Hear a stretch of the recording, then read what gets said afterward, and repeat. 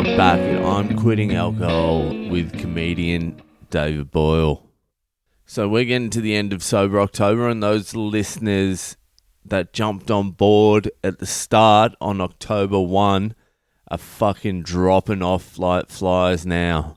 So it's starting to get back down to my original base level listeners.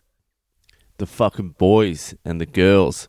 Seems to be a lot more girls than guys, actually. Seems to be a lot more fucking chicks. Maybe I just resonate with women. I almost made it to a full week without sugar.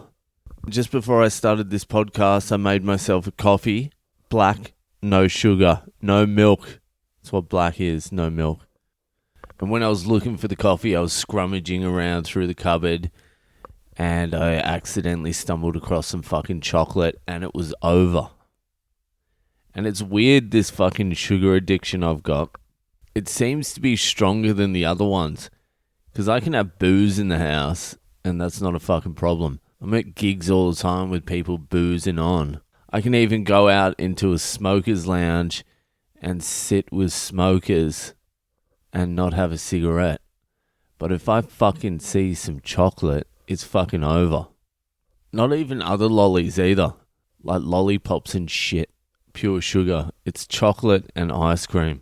The two things that add most significantly to my bitch hips. So I didn't actually even do a full week. I feel like I've lost a little bit of weight though. I'm so fucking extreme. I was just thinking about it. When I started this podcast, I was off sugar, I was off everything, and I dropped maybe about 8 kilos, I'd say.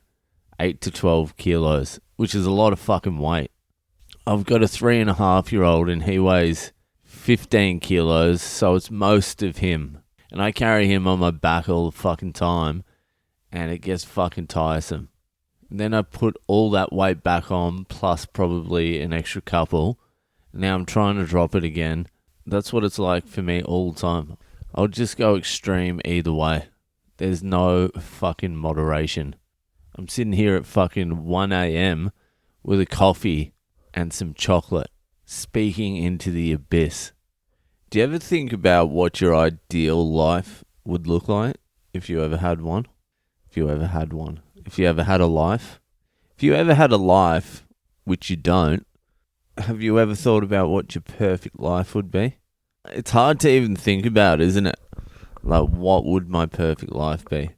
For starters, it would have none of these cunts in it. I don't know who these fucking actors are, but I didn't hire them. My perfect life would be just not to work. Just be a free being. But it's actually more than just not working. You have to be able to have the money to fund an extravagant lifestyle as well as not work. Because I don't want to just not work. Like, I can be a homeless cunt and just not work. And just scrape by. I want to be able to access anywhere I want to. Within reason. Like, I want to be able to go to any country whenever I want and just be able to spend as much time as I want to there. Without worrying about money. That would be ideal. Money doesn't buy you happiness, but it buys you some fucking time. That's for sure. It buys you an extra 50, 60 hours a week. Who's working 50, 60 hours a week, by the way? I'm meant to be, but I very rarely do. I mean, even if you fuck away 30 of those hours, you still have fucking 20 hours extra a week to do whatever you want. Even if you fuck away all those hours, you always have the next week's 50 hours to make up for it.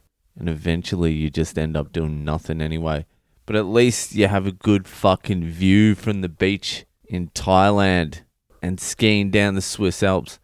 I would only go to countries where you can do comedy, where you can talk about the government openly and freely. Like China, Cuba, Iran. I'll learn some Arabic. Yalla. Hey, yalla. If I was going to get eaten by any animal, what animal would it be? I don't like the idea of crocodile. They latch onto you and then they go into the death tumble or the death roll, whatever the fuck it's called. So they'll grab a leg and then they'll fucking death roll, and instead of ripping it off, it sort of fucking twists off. Fuck Fuck that. It's too mainstream going out by shark. Fuck you. I like the way Steve Irwin did it. He went stingray. Stingray just boom, straight through the heart. That's not bad. That's not a bad way to go out. I'm scared of all animals. It doesn't even fucking matter. Insects, not so much. I can take some insects out. But all animals, like chickens, I'm scared of them. Rabbits, fucking terrified of rabbits. I was eating a sandwich a few weeks back, and I was sitting outdoors, and this fucking pigeon comes up onto my table and starts eyeing off my fucking sandwich. And I'm like, fuck off, pigeon, trying to shoo it away. And it wouldn't go away. It was probably so used to humans that it just didn't give a fuck. And then it started going for my food. I'm like, fucking get away, pigeon. And he just kept on charging. I kept on shooing it away. And then eventually I just had to give it half my sandwich. And we just sat there looking at each other eating my sandwich.